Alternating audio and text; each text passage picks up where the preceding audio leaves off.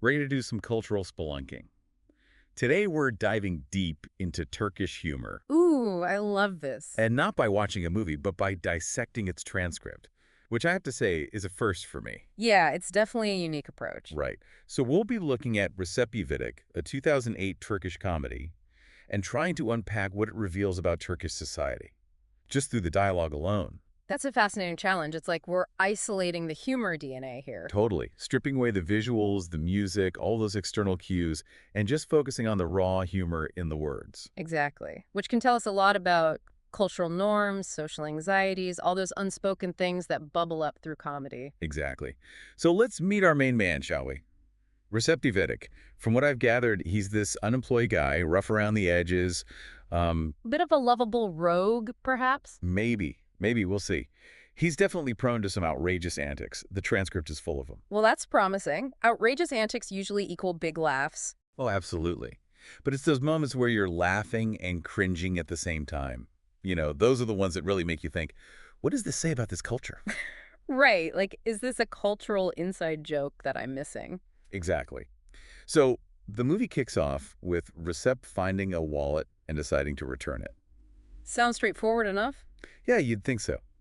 Knowing Recep, though, it quickly spirals into a chaotic adventure. And this is where those cultural clashes start to come into play, right? I mean, he goes from hitching a ride with a truck driver to crashing a rock concert, even causing a scene at a fancy hotel. Oh yeah, the hotel scene. That's a good one.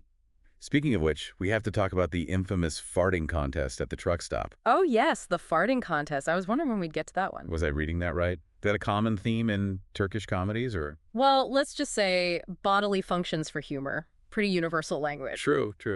It transcends cultures. But it does make you wonder what's considered acceptable to joke about, even within a comedic context. Yeah. What flies, what doesn't. Exactly. And without seeing the visuals, it's hard to say how much of this scene is meant to be over the top for comedic effect. It's true, the transcript can only give us so much. Yeah. But even just from the dialogue, you get this sense that Recep is kind of a walking embodiment of social awkwardness. A masterclass in how not to behave in polite company, maybe? Possibly, but it's also what makes him relatable, right? We've all had those moments where we feel out of place, like we're missing some social cue. Recep just takes it to a whole other level. Absolutely. And that's often where the humor lies, right? In those relatable but exaggerated experiences. Yeah, it's like those moments in comedies where you find yourself laughing and then going, wait, am I laughing at this? Should I be laughing at this? Yeah, it's that fine line that comedy often walks. But getting back to Recep's little adventure, he encounters quite the cast of characters along the way. Tell us more about those encounters. Well, he crosses paths with this rock band. Things get a little crazy. Then there's the truck driver, who seems to be his complete opposite, even some elite hotel guests, which, judging by the transcript, does not go well. Not well at all. But it sounds like each of these encounters kind of throws him further into these cultural clashes, these moments where those unspoken social rules are put on full display. Absolutely. And it's in those awkward, sometimes cringe-worthy interactions that we might catch a glimpse of those deeper anxieties or maybe even commentary on class differences within Turkish society. Yeah, it's like the movie is using these exaggerated situations to hold up a mirror to those unspoken anxieties around class, social mobility, maybe even just the awkwardness of interacting with people who are different from you. And it's through Recep's often outrageous reactions that those anxieties become both humorous and thought-provoking. And nowhere are those anxieties more apparent than in that scene at the hotel buffet.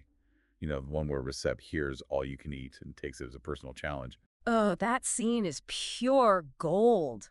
I mean, you can practically hear the forks dropping as he piles his plate higher and higher. It's like he's never seen so much food in one place. Which, again, might be part of the joke, right? This kind of culture clash between different socioeconomic experiences. Exactly.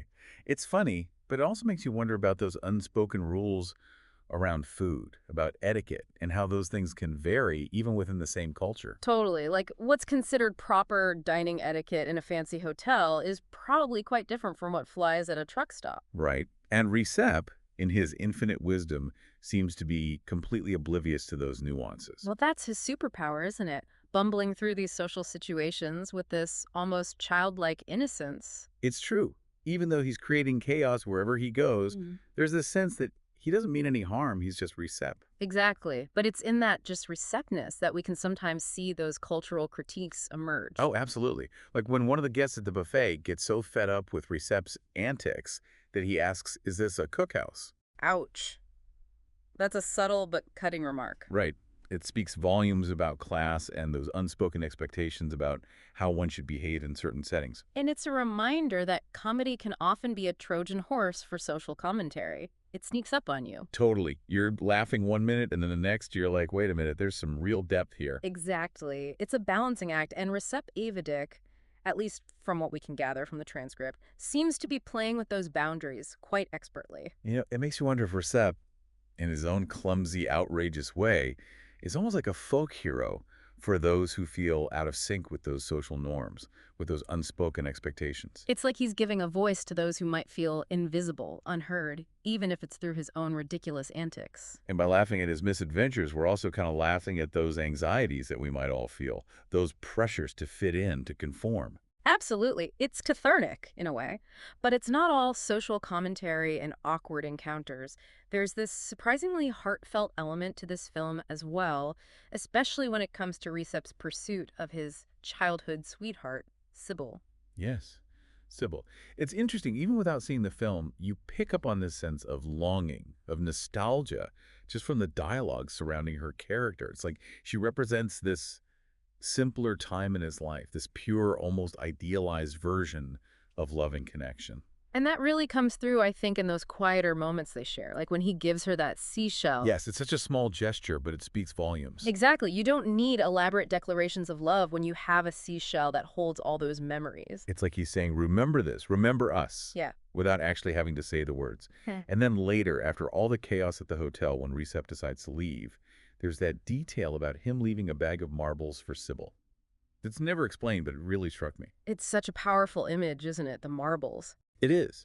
And I'm wondering if it has some deeper cultural significance in Turkey that I'm missing. It's possible. Objects can hold so much meaning, especially in different cultures. But even without knowing the specifics, you get this sense of their importance both to Recep and to Sybil. It's like they represent this shared history, this connection that goes beyond words. Exactly. And it's interesting how the film, or at least the transcript, never explicitly states their significance. It leaves it up to the audience to interpret, to fill in those blanks. Which I have to say, I love. It makes the experience so much more engaging when you're invited to think critically about those details. It's like the difference between being told a story and being pulled into one. Exactly. And Recep İvedik, even just through its transcript, manages to do both.